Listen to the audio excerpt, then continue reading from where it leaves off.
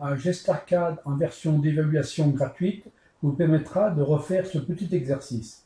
GestArcade est téléchargeable gratuitement sur www.gs4.fr. Vous trouverez également sur ce site l'image JPG du plan scannerisé qui nous sert d'exemple, ainsi que le fichier SH-LSP pour le calcul automatique des surfaces habitables. Thème abordé ici dans cette vidéo: unité de dessin, affichage d'un fond de plan scannerisé, mise à l'échelle du plan scannerisé, création de calque, épaisseur de ligne, tracé complet d'un logement, création de blocs, insertion de blocs, commande ajustée, cotation, commande texte multiligne, chargement d'une application Lisp, commande polyligne, calcul automatique des surfaces habitables. L'idée de cette vidéo est de montrer comment réaliser simplement, au moindre coût, un plan à partir d'un document papier. Un vieux plan pourra par exemple être pris en photo avec votre téléphone, votre appareil de photo numérique ou scannerisé chez votre tireur de plan. Vous obtiendrez un fichier JPEG que l'on affichera dans GestArcade. L'exemple qui va suivre est le relevé de plan d'un logement sur papier A4 qui sera scannerisé au format JPEG avec une imprimante scanner HP 1050, matériel qui coûte moins de 50 €. GestArcade étant ouvert, nous allons appeler la fonction units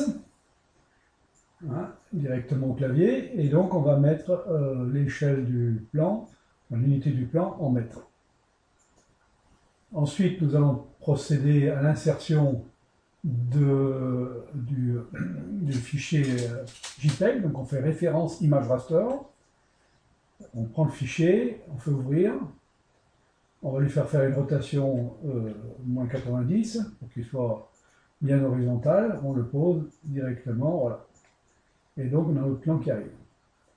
Maintenant il s'agit de mettre le plan à l'échelle, donc on tape la commande distance, DI, au clavier, et là on mesure une valeur de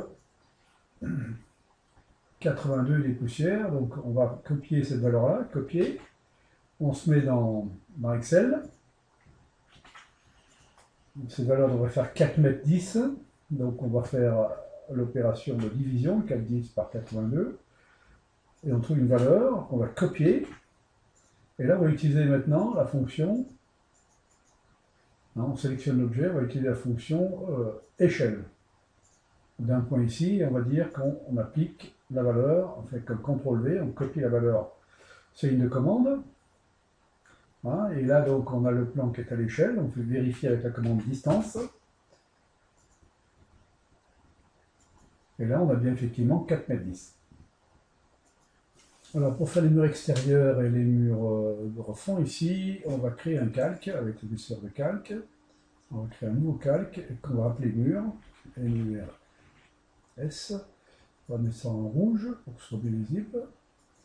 Voilà, on va faire donc calque courant, voilà, okay, appliquer OK. On va faire l'épaisseur de trait en 0,30 pour qu'il soit plus visible et on va appuyer sur l'icône d'épaisseur de ligne en bas. Voilà, on va utiliser la fonction rectangle ici. On va cliquer le premier coin, on va faire arrobase 11,7. Donc ça nous fait un rectangle. Et pour faire l'épaisseur du mur, on va utiliser la fonction décaler, donc de 0,20. On va choisir le rectangle et on va décaler à l'intérieur. Voilà, donc on a deux entités rectangles qu'on va décomposer de telle manière qu'on ait un trait pour chaque côté du rectangle. Pour faire le mur intérieur, ici on va utiliser la fonction copie, depuis là, et on va faire 3,10 plus 0,20, 3,30. Voilà, pour faire le mur intérieur ici, on va faire également copie, donc de 3 plus 0,20, 3,20. Voilà, donc on a fait nos murs. Procédons à la mise en place des cloisons dans ce bâtiment. J'appelle le gestionnaire de calque, je crée une cloison, une calque cloison, donc bleu. Voilà, au choix, je vais faire courant, voilà, et je fais OK. Voilà, donc mon calque cloison. Je mets l'épaisseur de ligne de 0,30 pour bien avoir mes lignes au-dessus du plan scannerisé. Je mets ortho, et avec la fonction ligne, je trace une première ligne de montage, qui est 3,05, et là je vais m'appuyer sur ce mur-là. Pour l'épaisseur de la cloison, j'utilise la fonction décaler, donc de 0,05, et je sélectionne mon entité, voilà, c'est décalé. Ici j'en profite pour nettoyer le passage des murs porteurs, avec la fonction ajuster. Voilà, et j'enlève l'entité qui ne concerne pas. Le trait de montage, je vais l'enlève ici.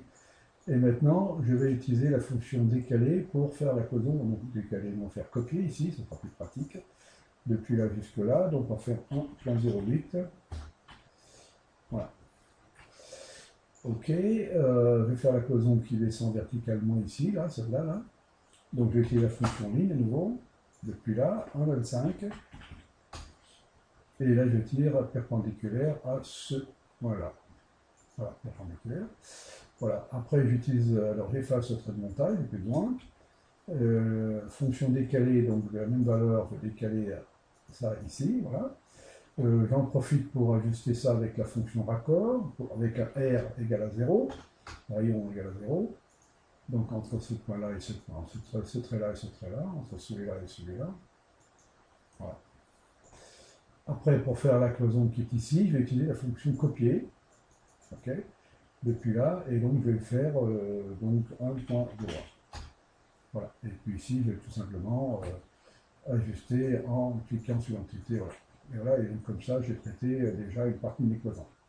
Toutes les cloisons étant tracées, on voudrait les mettre en trait plus fin. Donc j'en sélectionne une, et je fais sélectionner similaire. Donc il sélectionne toutes les entités cloisons. Et là, je mets épaisseur by layer, donc comme ça les traits sont plus fins. Maintenant, si on veut faire ça, on veut supprimer ou éteindre le fond de plan, ici, on a la possibilité de le sélectionner. Et avec la petite ampoule, ici, on peut faire masquer les objets. Auquel cas, donc, les objets sont masqués et on pourra revenir les remettre quand on aura besoin. D'accord ? Maintenant, si on veut faire un effacement définitif, on peut taper la commande XREF. Hein, et là, on a, dans la référence externe, on a la possibilité de décharger, détacher le plan. Si on fait détacher, il sera définitivement enlevé. Nous allons créer maintenant les portes. Pour cela, on va d'abord créer un calque. Donc, un layer. Hein, donc, porte. Voilà. Et je vais choisir une couleur. Dans cette couleur-là. Voilà. OK, je fais courant. Voilà.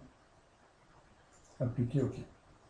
Donc pour créer ma porte, j'utilise la commande rectangle, arrobase, 0,73, virgule, 0,03, l'épaisseur de la porte. Voilà. Pour la positionner, ben, j'utilise la commande déplacer de ce point-là à ce point-là. Ensuite, j'utilise la commande cercle pour faire le débattement de la porte. Et là, je vais utiliser la commande ajuster. Voilà. Je supprime ça et je supprime ça plus partie de ça qui ne m'intéresse pas. Voilà, donc je passe une porte. Et cette porte, pour pouvoir la réutiliser, je vais la transformer en bloc. Alors j'utilise la commande fonction, la fonction W bloc, W pour white. Voilà, je choisis les objets, donc l'arc de cercle, le rectangle. Et là, je choisis le point d'insertion de la porte ici. Voilà, et je mets ça sur le disque enregistré dans un fichier qui existe déjà, 013, je fais enregistrer, voilà, et en match, donc je suis bon, voilà, enregistré, voilà. Maintenant, pour utiliser cette porte, je vais utiliser la fonction insérer bloc. Je cherche sur mon disque cette fameuse porte de 73, ouvrir, voilà, je vérifie que la rotation s'est activée, et là, je la positionne directement sur mon plan, voilà. Donc ça c'est facile, hein, d'accord. Voilà, pour les autres portes, ce sera pareil. Alors maintenant, si j'ai des portes de taille différente, je vais ouvrir la porte de 73. Donc je vais faire une porte de 63, je vais faire enregistrer sous. Donc 63, ici j'en ai déjà fait enregistrer dessus, voilà. Okay. Et là, j'enlève cet arc de cercle. Je vais utiliser la fonction étirer ici. Ici, je réduis ma porte de 10 cm, 0,1, d'accord. Voilà, j'utilise la fonction cercle ici. De là jusque là, et je fais une ligne qui va de ce point-là ici, voilà, et je fais ajuster, ajuster, J'enlève la partie du cercle qui ne m'intéresse pas, j'enlève le trait qui est plus de doigt, voilà, et juste bien sur le port de 63, je fais enregistrer. Je ferme mon plan, et de retour ici, si je fais insérer bloc, parcourir, j'ai bien la porte de 63 qui est présente là, je l'appelle, voilà, je fais OK, je la positionne sur ma cloison, et voilà, la porte est en place. Voilà, les portes étant en place, on va procéder au percement des murs et cloisons pour finaliser. Donc on va se mettre par exemple, sur les murs ici, l'épaisseur de ligne à 0,3. On va utiliser la commande ligne, donc de là jusque là, et puis la commande ligne de là jusque là. Voilà. Pour bien sûr faire le percement, on va tout simplement utiliser la commande ajuster. Hein. Voilà, ça on sait faire. Hein. Voilà. Alors maintenant, si on veut faire pour les cloisons, ce sera la même chose. Hein. Donc on se met sur les cloisons, on fait épaisseur de ligne by layer, voilà. Et puis on va utiliser la commande ligne pour effectivement percer la cloison. Voilà. Donc on répète ça pour chacune des portes, hein. Voilà. Et comme ça les portes seront correctement représentées dans le plan. Voilà, je vais juste directement, voilà. Voilà. Nous allons procéder à la mise en place de cotes dans ce plan. Donc on va créer d'abord un calque cote, donc nouveau calque cote. Voilà. On va dire que les cotes sont en bleu. Ok. On fait des finis courants. Voilà, on enlève l'épaisseur de ligne s'il y en avait. Voilà. Et on va utiliser la commande cotation linéaire. Donc entre ce point-là, je recommence, entre ce point-là et ce point-là. Voilà, donc on a une cote. A priori, elle n'a pas à convenir, donc on va utiliser format style de cote pour modifier sa taille, la faire modifier, et donc on va ajuster la hauteur. On va mettre 0,1, 10 fois plus petit, c'est bien, voilà. Et puis on va en profiter pour également mettre les zéros, il ne faut pas supprimer les zéros, hein, on va garder les zéros, 2 chiffres après la virgule ici, précision, hein, 0,2, 2 chiffres après la virgule, voilà, et je fais OK, voilà. Donc voilà, on a une cote qui est beaucoup plus normée, hein, donc 11, on lit bien, et avec deux chiffres derrière qui permettra de lire les centimètres très facilement. Donc et pour les autres cotes, eh bien, tout simplement, on va faire cotation linéaire, et puis on va sélectionner, donc il faut que les accroches de pièces soient bien engagées, hein. Voilà, d'accord. Et puis quand on a des cotes qui sont lignées, ben, on va tout simplement faire comme ça. Hein, donc cliquer sur chacune des cloisons, voilà. Et là je fais la ligne par rapport, vous voyez, en me mettant en face de l'autre cote. Comme ça, c'est beaucoup plus propre. Hein. Et puis pour les petites cloisons, voilà, on cote tout simplement. Voilà. Donc la cotation est quand même très facile. Voilà, si on veut mettre un texte qui désigne chacun des locaux, on va d'abord créer un calque avec le nouveau calque, texte. On va choisir la couleur de ce texte, mettons noir. On va faire courant. Voilà, OK. Et puis on va utiliser la commande texte multiligne. Je vais mettre le texte, et là, je vais choisir la hauteur du texte. 0,30, mettons, 0,3 mètres, hein, c'est bien. Voilà, on fait SE pour séjour. OK, le texte a donc été écrit dans le local. Et pour les autres locaux, ben, on va tout simplement utiliser la fonction copie. Voilà, on va mettre ici un texte là, un texte là, un texte là. Et donc, bien, pour changer le texte, on a simplement à double-cliquer dessus. Et puis, on accède au texte que l'on va modifier selon les besoins. Voilà, tout simplement. Voilà, finir par la cuisine, c'est lui, etc. Puis l'autre cours, on procède de la même manière. On va représenter maintenant les fenêtres. Donc, la position. Voilà, donc on va se mettre sur mur, quelques murs. Épaisseur de ligne 0,30. Et là, on va utiliser la commande ligne, de là jusque là. Après, on va faire un petit débord de 0,80, dans ce sens-là, 0,80 comme ça, on tire sur la souris tout simplement. Ici, on va faire 1,30 plus 130, ça fera 1 mètre 460. Voilà, je reviens avec 0,30. 0,80, pardon, 0,80, 0,080 ici, et je termine avec perpendiculaire ici. Et donc normalement, si je fais distance, DI, je dois avoir, si je ne suis pas trompé dans mes cotes, 1,30 m. Voilà. J'ai plus qu'à effacer ce qui est en trop là, effacer avec ajuster. Voilà. Et là j'efface cette partie-là, voilà. Comme ça j'ai ma porte, ma fenêtre qui est correctement représentée.